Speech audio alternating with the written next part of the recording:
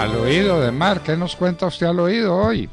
Pues doctor Fernando, es que el fin de semana definitivamente estuvo muy movido en materia política y una de las movidas que además esperaba se produjeran tenía que ver con lo que iba a pasar en el centro de coalición, que ya no es coalición, sino colisión Centro Esperanza, porque andan en choque todos ellos. A pesar de que Humberto de la Calle dice que todo va muy bien, pues no, no va bien. Ingrid Betancourt cayó de paracaidista dentro de la coalición, perdón, dentro de la colisión de Centro Esperanza.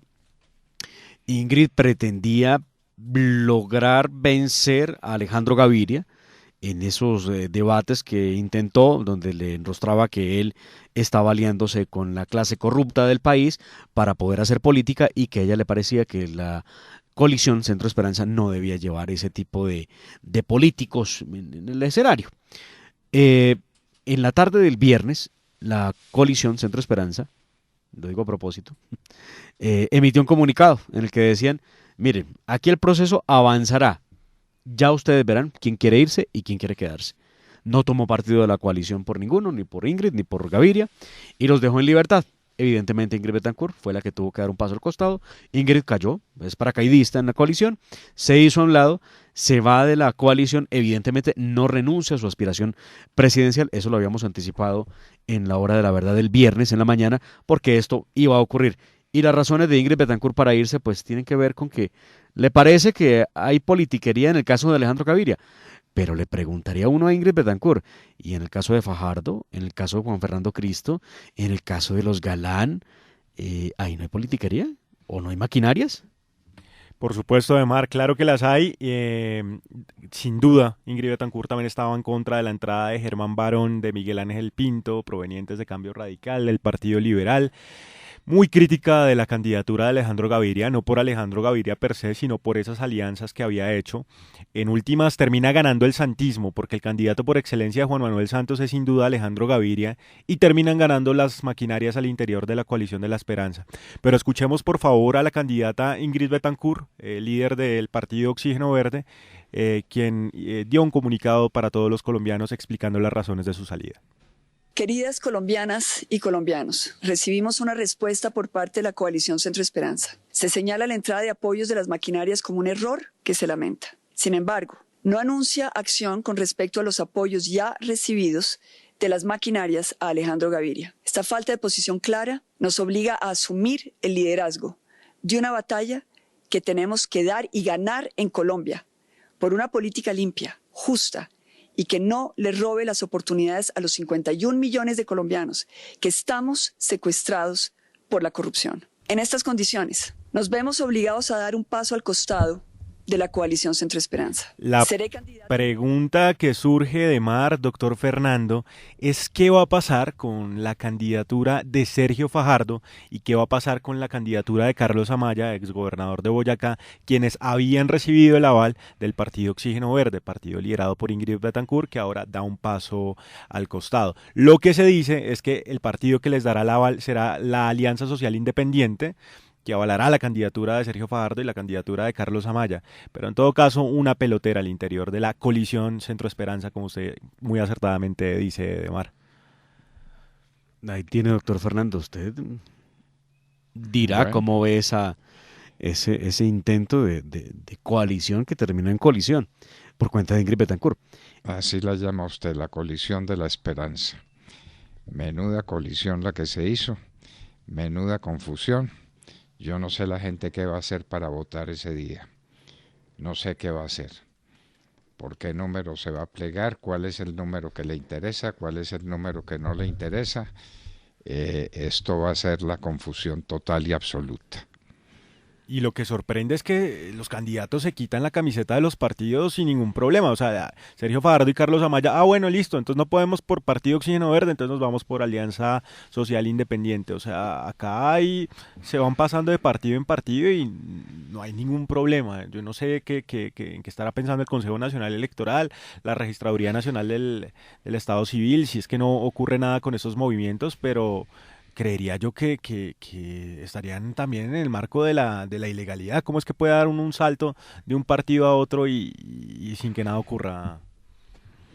Pues así de sencillo, pero además hay, ojo con eso, Humberto de la Calle ya advierte que hay que revisar con detenimiento que no haya una doble militancia con este nuevo panorama que está planteando Ingrid Betancourt en su propio movimiento, en su propio ¿Y partido. Humberto de la Calle es también de Centro Esperanza o de dónde es? Humberto de la Calle entró como Centro Esperanza y ahora se convirtió en Verde Oxígeno. O sea, también saldría de la coalición. Claro, ¿En verde no, Humberto ya oxígeno salió. o oxígeno Oxígeno verde, verde? oxígeno verde, sí señor, oxígeno verde. Humberto Ya ya salió está. de la coalición porque Humberto decidió que las uvas estaban muy verdes y dijo, no, mire, yo la verdad es que mi papel sería mucho más importante si logro llegar al Senado de la República como cabeza de lista de Oxígeno Verde, el partido de Ingrid Betancourt. ¿Es lista abierta o cerrada, la de oxígeno verde?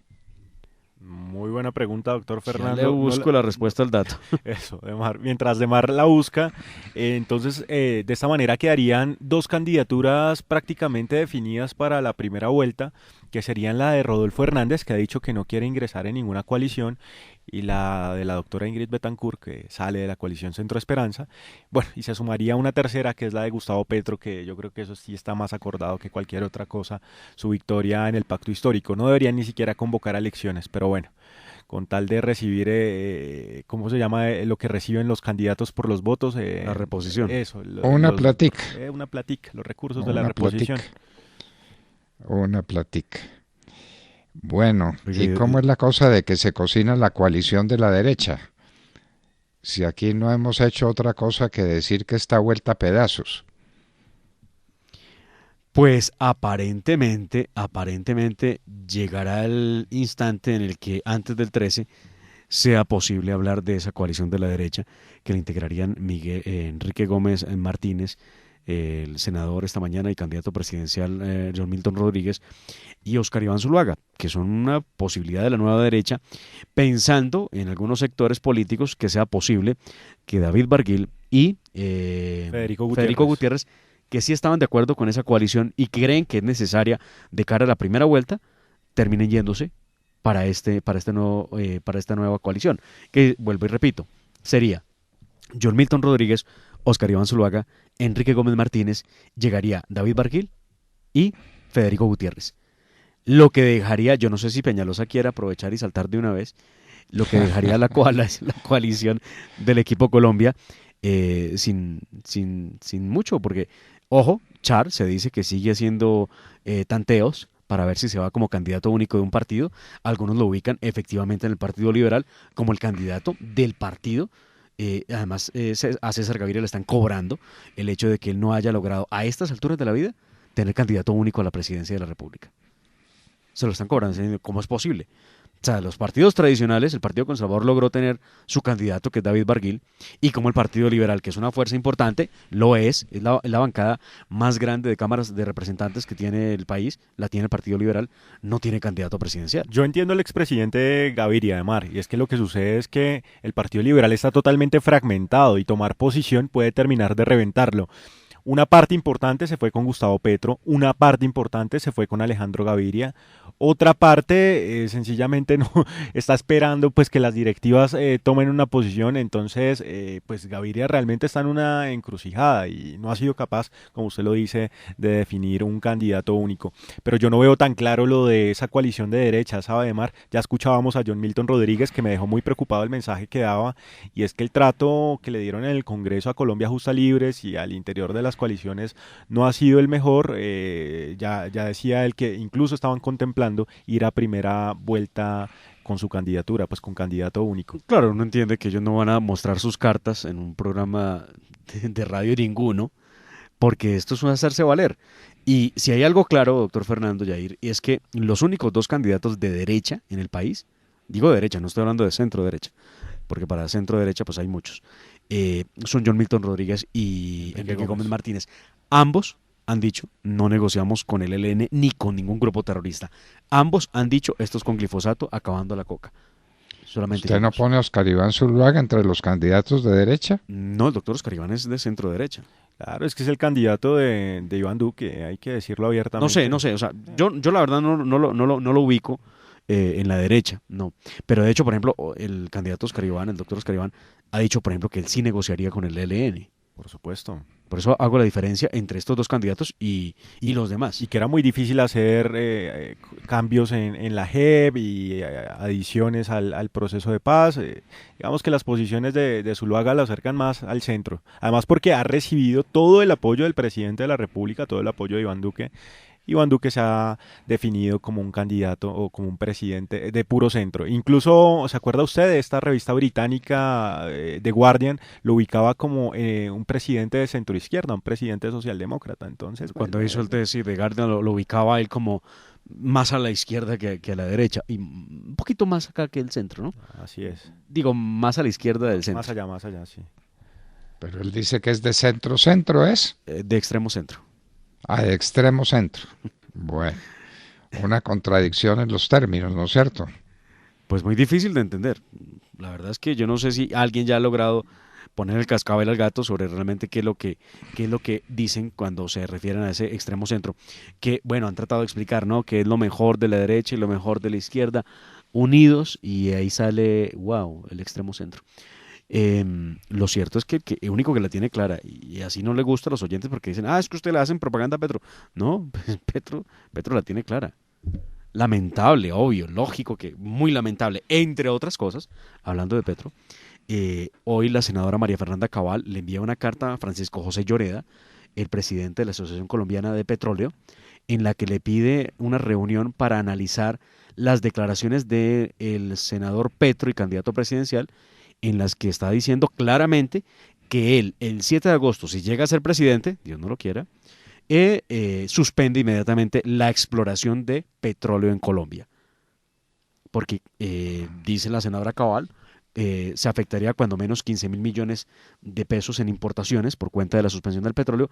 Además, más de 20 municipios, más de 1.100 municipios en 20 departamentos se verían afectados por falta de las regalías que significa el petróleo.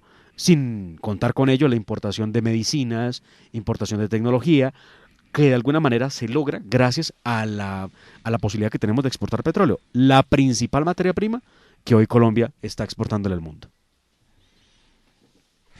Bueno, Dios mío. ¿Y que Petro habla de indultar a la primera línea? Ay, sí, no la nos vayamos primera de línea Petro. le ha gustado mucho siempre. La primera línea que, pues hombre, de acuerdo con los informes oficiales del Ministerio de la Defensa y de la Fiscalía, que es la que ha utilizado, la que ha tenido noticia criminal respecto al tema, se evidenció que tanto el ELN como las FARC habían financiado esos sectores de lo que llamaron la protesta, en Cali sobre todo. Pues muy bien, mire usted, esto es un mensaje que le manda el señor Petro a la primera línea. Un saludo para los muchachos de la primera línea de Boyacá que hoy están privados de la libertad, para sus mamás, su familia que hoy está sufriendo. Toda la solidaridad, habrá un proceso de indulto para quienes han sido tan perseguidos, tan injustamente, simplemente por manifestarse. Entonces, ya lo escucharon ustedes, Petro plantea la posibilidad de un indulto a los miembros de la primera línea, que dice él fueron procesados injustamente. Y aquí yo recuerdo una jugadilla de Juan Manuel Santos, presidente, cuando firmó el decreto que otorgaba la amnistía a 3.252 miembros de las FARC. Sí, los sacó de la cárcel. Y pues vea usted, si Petro llega, también hará lo mismo con los de primera línea. Es un favor que le debe a la vida, tal vez. No sé. Así se consiguen votos, supongo yo. Bueno, la primera línea y Petro con la primera línea. Virgen Santa y Bendita. Los daños que la primera línea le ha hecho al país. Es larga la historia de las afectaciones que dejó el paro por cuenta de los actos criminales que adelantó la primera línea. Entre otros, habrá que recordarle a los que evidentemente lo quieran olvidar que esos ataques de la primera línea dejaron más de 1.200 policías en situación de herida grave, que esa primera línea destruyó gran parte de los monumentos históricos en muchas partes del país, sobre todo el tema de Bogotá, Cali, que esa misma primera línea fueron de los que adelantaron los bloqueos. ¿Recuerdan ustedes? Cali, Buenaventura, en la carretera, una niña que venía intubada no pudo pasar el bloqueo que tenían ellos porque proponían que bajaran a la niña, que era un bebé, y la pasaran a otra ambulancia que estaría al otro lado y evidentemente entre una cosa y la otra pues terminó falleciendo. La mamá que venía en estado de embarazo a punto de tener su bebé entre Chocontá y Bogotá también bloqueada la carretera, no dejaron pasar la ambulancia, atacaron la ambulancia con piedras y palos, la mamá entró en pánico y perdió su bebé. También recordemos al hombre aquí en Kennedy, en Bogotá, en el occidente, donde un hombre en moto perdió la vida degollado, porque Capitado. sí, una guaya le instalaron de lado a lado entre dos postes y pasó este ciudadano en su moto y pues lo asesinaron. Y esto, recuerda usted también, dos policías que murieron, uno con arma larga, otro con arma corta, en medio de esas que llamaron la protesta pacífica en Colombia. Y súmele que los bloqueos derivaron en un aumento de precios inusitado, y sobre todo precios de la canasta familiar, del que no nos recuperamos. Porque claro, algunos ya escurren el bulto y dicen, no, no, no, la culpa de los altos precios en Colombia nada tiene que ver con lo que fue el paro. Pero a ver, si bloquearon todo, los precios subieron, ya nadie los quiere bajar. Y ahí estamos viviendo una situación difícil económicamente hablando, doctor Fernando, por cuenta de esos altos precios. Y yo no sé qué otras cosas podemos hablar de ellos. Los daños a los medios de transporte. Claro. Bueno, y los daños a los medios de comunicación, a RCN, acá desde donde estamos transmitiendo de Mar, no lo atacaron, papas bomba, piedras, es una cosa que uno no termina de explicarse. Pero de Mar, qué pena vuelvo un poquito sobre el tema del petróleo, porque estamos hablando de Petro, para no irnos del tema Petro sin tocar ese tema, que la gente a veces lo pasa por alto. El petróleo en Colombia representa cerca del 40% de las exportaciones. Mira, estoy mirando acá el Observatorio de Complejidad Económica, específicamente de Colombia, donde dice que los aceites crudos de petróleo o el mineral bituminoso representa el 32,2% de las exportaciones y los aceites de petróleo el 7,18% de las exportaciones. Esto sumado a casi el 40% de las exportaciones. Y el señor Gustavo Petro quiere cancelar la exploración y entonces dejarnos de tajo sin el 40% de las exportaciones. Tras de que ya tenemos una balanza comercial deficitaria, doctor Fernando, y usted me corregirá si estoy mintiendo, pero la balanza comercial de Colombia es deficitaria, lleva siendo deficitaria muchísimos años, pues imagínese si le quitamos el 40% de las exportaciones al país. Esto es sumirnos en la más absoluta miseria. Y hay gente que le come el cuento. Y le come el cuento sobre la base, ¿cuál? ¿Sobre cuál base? ¿Qué sostiene Petro para hacer semejante barbaridad? Es que ese es un chiste como los de Goyeneche, como para inventar el río Magdalena, Pues acabar las exportaciones de petróleo. Él ha planteado reemplazar las exportaciones por un crecimiento importante del turismo en Colombia y por la siembra de aguacatejas. Y es que una cosa excluye la otra. Yo creo que uno puede seguir teniendo una industria minera, claro, con cuidados del medio ambiente, usando tecnología de punta. Se necesita cuidar el medio ambiente. Por lo menos un cálculo para entender cuántos van a venir a Colombia y dónde los va a meter. Exacto. Porque usted no puede hablar de crear o sea, ¿cómo va a cubrir usted el 40% de los ingresos de Colombia con turismo?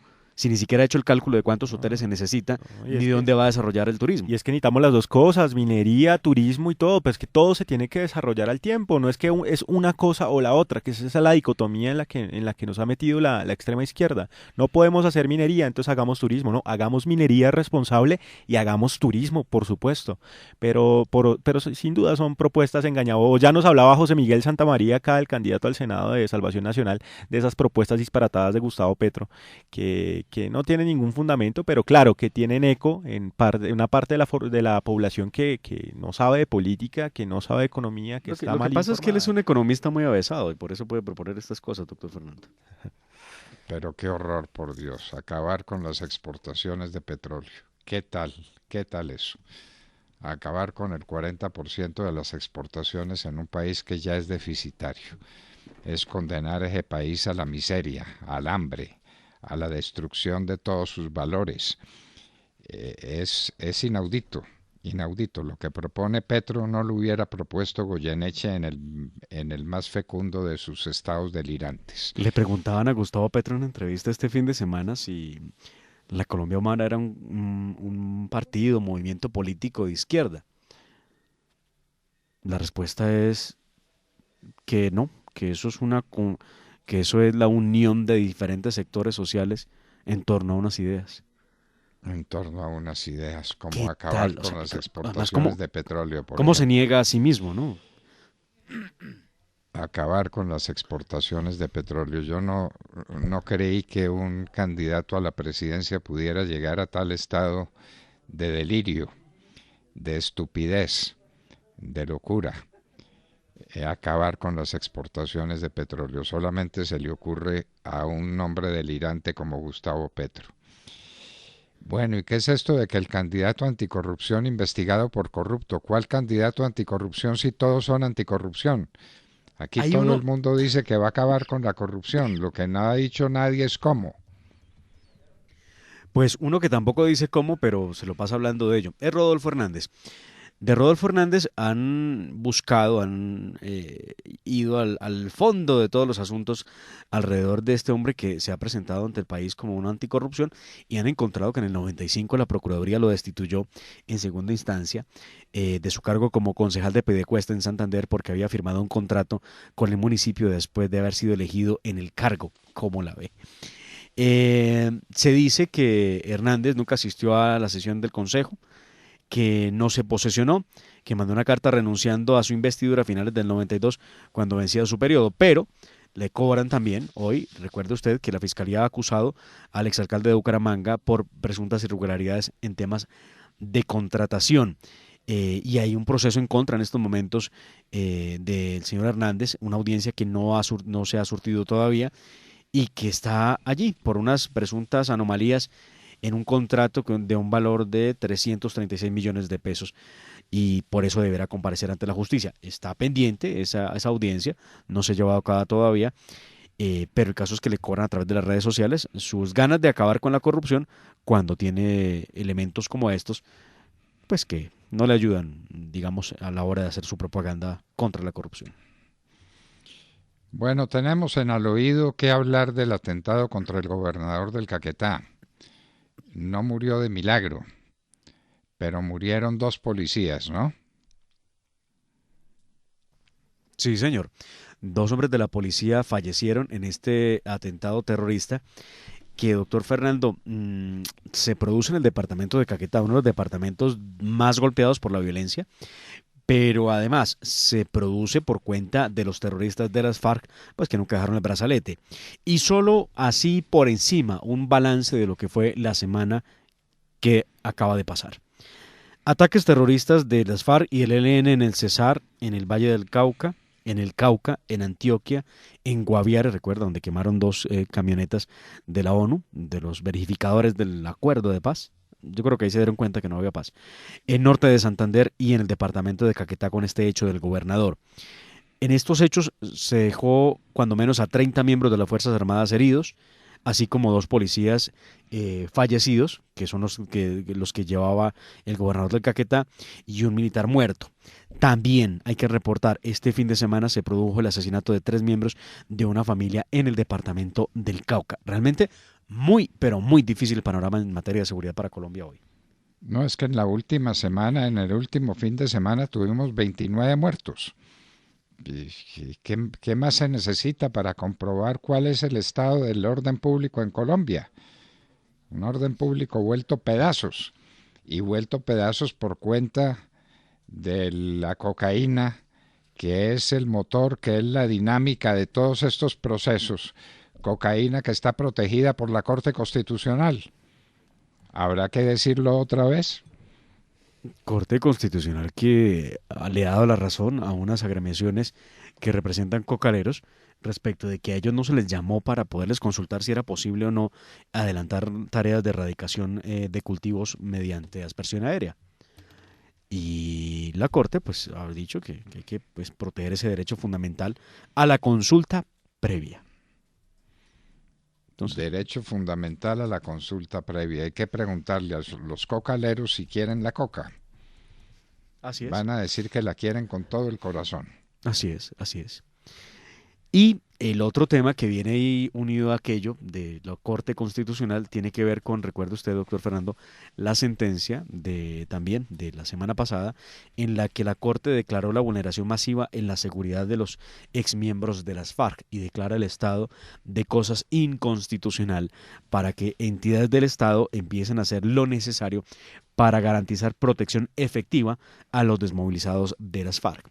Y yo no entiendo si es que el Estado, esperaría uno que ya el gobierno hubiera dado alguna respuesta, porque recuerde usted que los excombatientes que estaban en el departamento del Meta, ubicados en el Yarí exactamente, en uno de esos espacios territoriales de reincorporación, habían rechazado que las fuerzas militares pudieran sobrevolar el espacio territorial.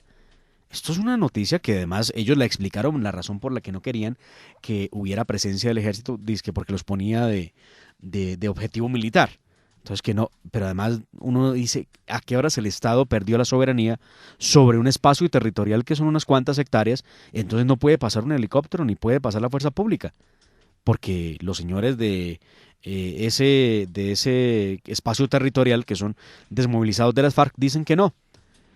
Yo la verdad no sé hasta qué punto alguien pueda decir dónde el Estado debe o no debe estar. Porque ellos son los que mandan, porque en su acuerdo de paz el señor Juan Manuel Santos les entregó el país. Esa es la verdad. Es que le dicen a uno la verdad y uno no cree, porque es tan absurdo el panorama que uno se resiste a creerlo. Les entregaron el país enteritico, todo. Hacen lo que les da la gana con Colombia. Y atacan en el sitio en que les da la gana atacar. Y atacan todo el tiempo. Bueno, César Gaviria se ha venido furibundo contra el presidente Iván Duque. Le dice que el suyo es un gobierno desastroso y que Colombia está al borde del abismo. Nunca lo habíamos oído en ese grado de virulencia contra el presidente, ¿o sí? No lo habíamos escuchado en ese grado y uno de los defensores de la obra de gobierno del presidente Duque, que es Ernesto Macías, le dice a Gaviria, palabras más, palabras menos, que esto solamente ocurre porque el presidente Duque no accedió a algunas solicitudes que le habría hecho el expresidente Gaviria y que esa es la razón de su rabia. ¿Y solicitudes de qué estilo? ¿No lo dicen? No lo dicen. No lo dicen. Bueno. En todo caso, pues, César Gaviria contra Duque y contra Fajardo también. Furibundo contra Fajardo. Sí.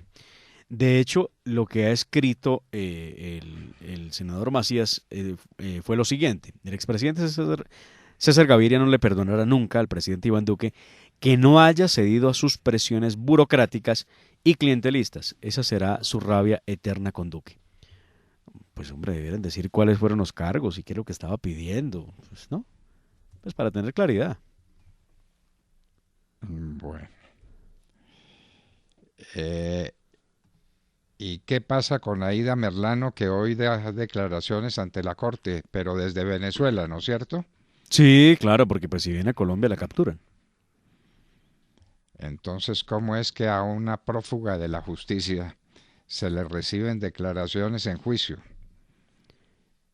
Yo no entiendo. Sí, no. Cuando lo primero que, si usted quiere declarar, pues entréguese, responda por su delito y luego hablemos de lo demás. Pero no, aquí le reciben declaraciones porque además son declaraciones que interesan mucho al mundo político, ¿no? Lo que se dice de parte de Aida Merlano es que piensa poner en el asador el nombre de varios políticos de la costa. Ojo, audiencia que se debe surtir el día de hoy ante la Corte Suprema de Justicia, y se habla también que esta será una declaración ante la Corte en un proceso que hay en contra del senador Arturo Char, quien fuera presidente del Congreso de la República. Obviamente, esto pudiera llegar inclusive a tener de alguna manera llegar a tocar a Alejandro Char, que es el candidato presidencial del equipo Colombia. Se ha confirmado que efectivamente hoy habrá esa audiencia. Vamos a ver qué dice. si va a referirse al tema por el cual ella está siendo perseguida por la justicia y se busca su captura, que es precisamente el de compra de votos. Pues vamos a ver qué dice.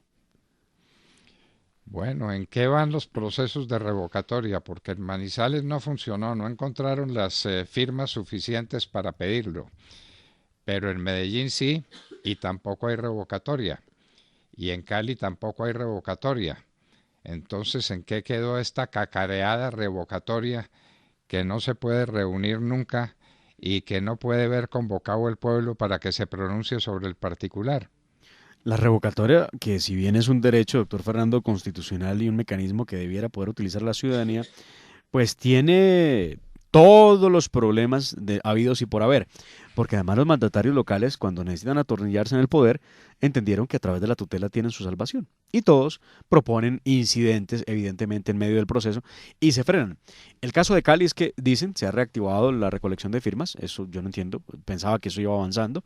En el caso de Bogotá también hay una suerte de reactivación de las firmas. En el caso de Medellín, usted ya sabe todo ese mare magnum que armaron entre las acciones judiciales de Quintero y de los colectivos que lo apoyan. Con firmas ya recogidas en Medellín. Ese es el único proceso que va muy adelante, pero pues falta lo esencial, que citen, y es que esa cita ya se había planteado. Tenían 2 meses para citar la revocatoria y se acabó enero y no lo han hecho. Algunos apuntan que efectivamente esto será el 12 de marzo, en el caso de Medellín, si es que algún juez de la República no se para y dice que no va. Porque aquí, pues, el juez de cualquier parte decide cualquier cosa. ¿A través de qué? A través de la tutela. La tutela, que es el remedio para todos los males en el país. La tutela. Dios mío bendito. Pero en fin. Y volvieron los niños a clases presenciales. 5 millones de niños regresaron, faltan otros 5 millones de niños. Esperamos que esto no sea un desastre, ¿no? Que no sea una catástrofe. Y es que donde los niños regresan, si se llega a confirmar algún caso, un positivo de COVID, pues tendrán que suspenderse la clase, cuando menos un par de días, mientras se valora el estado de salud de los demás. Oiga, nada fácil el tema. Doctor Fernando Bemar, pero en todo caso, si los niños no retornan a la presencialidad, muy difícil la educación. El rezago en la formación de los estudiantes es de 2 años. Es que cierto, vamos 2 años en pandemia. Y claro, bueno, si uno estudia, no sé, en el gimnasio de Los Cerros, en un colegio privado donde tiene todas las plataformas, todos los medios, pues claro, es mucho más llevadero el tema. Pero los niños de colegios de colegios públicos, en zonas veredales, la están teniendo que pasar muy, muy mal.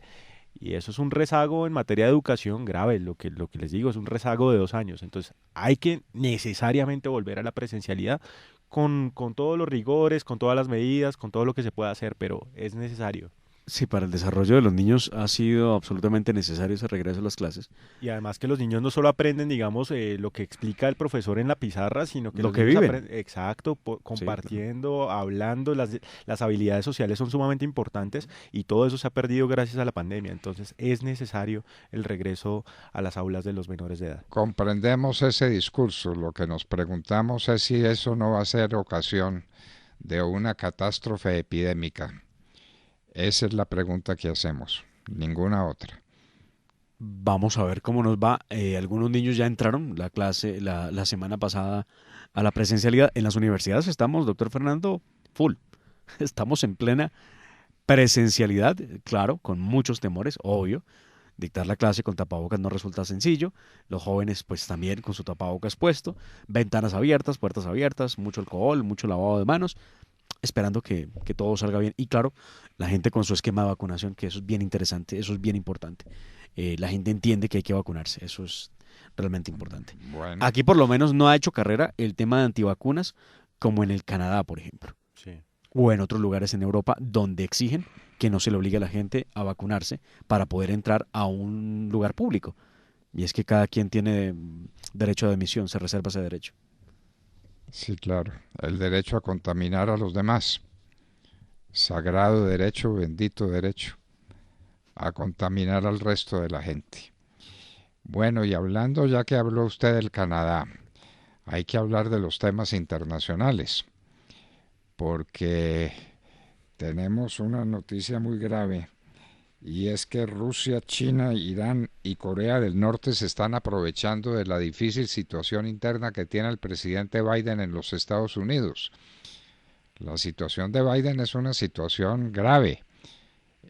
Tiene Congreso, pero no lo tiene. El Congreso no le aprueba las iniciativas que toma el presidente Biden.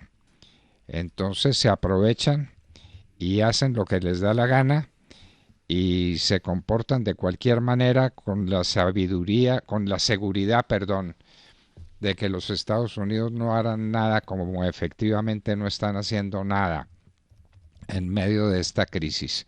Una crisis internacional pavorosa, la crisis de Ucrania, la crisis en los países del este. Es una situación supremamente grave, superlativamente grave, con un presidente débil, con un presidente destrozado por circunstancias internas de las que no se puede valer. Son circunstancias internas que lo desbordan.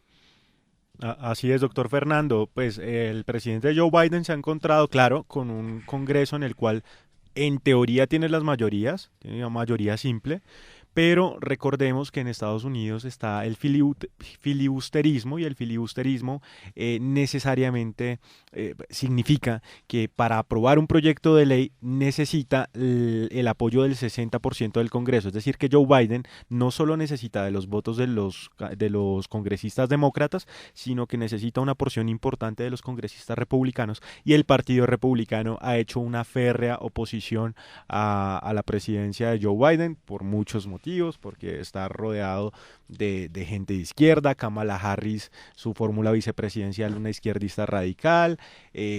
Digamos que las alianzas que hizo Joe Biden al interior del Partido Demócrata con sectores radicales de izquierda radical, pues impiden que haya, digamos, esa armonía que tal vez sí hubo en el gobierno Clinton. Clinton, por ejemplo, podía aprobar distintos proyectos de ley porque, digamos, que era un candidato y era un presidente más moderado, digamos que era el ala derechista del Partido Demócrata. Entonces, en algunos aspectos lograba el apoyo del Partido Republicano. Biden, total oposición por parte de los republicanos, y además parece que ahorita que en las elecciones de medio término va a perder la mayoría en el Congreso y van a volver a tomar el control los republicanos, tanto en la Cámara Alta como en la Cámara Baja. Pero sin duda las perspectivas son malas para estas nuevas elecciones, ¿no? Así es, doctor Fernando. Y en última será el pueblo el que tenga la palabra, pero las encuestas, lo que se puede adivinar es que no le va a ir bien al presidente Biden en estas elecciones que se avecinan para el Congreso. No, y es que la inflación es la inflación más alta en los últimos 40 años, claro, y dicen que el crecimiento económico ha sido superlativo, y bueno, comparándolo con el año 2021, año de pandemia, pero en realidad la economía norteamericana sigue muy resentida. Entonces todo esto se lo está cobrando la opinión pública norteamericana. Y hablando de noticias internacionales, doctor Fernando, Rusia, pues según Reuters, que logró ahí un contacto con funcionarios de la Casa Blanca, aseguró que Rusia ha enviado suministros de sangre y material médico a la frontera con Ucrania. Recordemos que Rusia tiene apostados más o menos 100.000 soldados en la frontera con Ucrania. Estados Unidos da por hecho que la invasión rusa a Ucrania pues es una realidad, ¿no? Que a mediados de febrero se va a dar. Corea del Norte, la mencionaba usted también, doctor Fernando, sigue haciendo pruebas de misiles balísticos. China, digamos que siempre ha tenido una política un poquito más diplomática, pero sigue creciendo militarmente, sigue fortaleciéndose económicamente. Biden, con los problemas internos que tiene, pues no ha podido hacerle frente a todo lo que está sucediendo en el mundo en este momento. Muy delicada la situación y bueno, si es cierto la información de inteligencia norteamericana, pues prepararnos porque en febrero vendría el ataque de Rusia a Ucrania. Eso es lo que dicen. Sí, señor. Tenemos que esperar lo peor. Decía Shakespeare era el que decía que temer lo peor con frecuencia lo evita.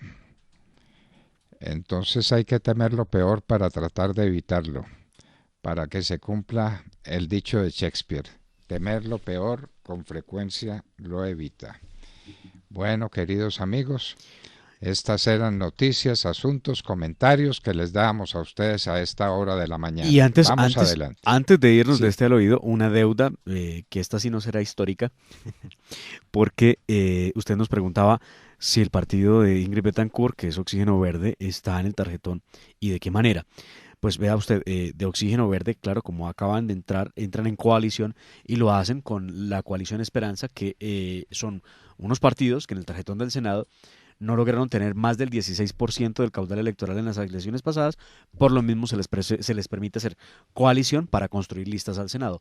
Así que el candidato está dentro de los... O sea, Humberto de la Calle hace parte de esa gran coalición, están ahí metidos todos. Partido Verde, obviamente Oxígeno Verde también está pues con ellos en la misma situación. Así que es Bueno, una y sola lista. hablábamos con ustedes Al oído. al oído.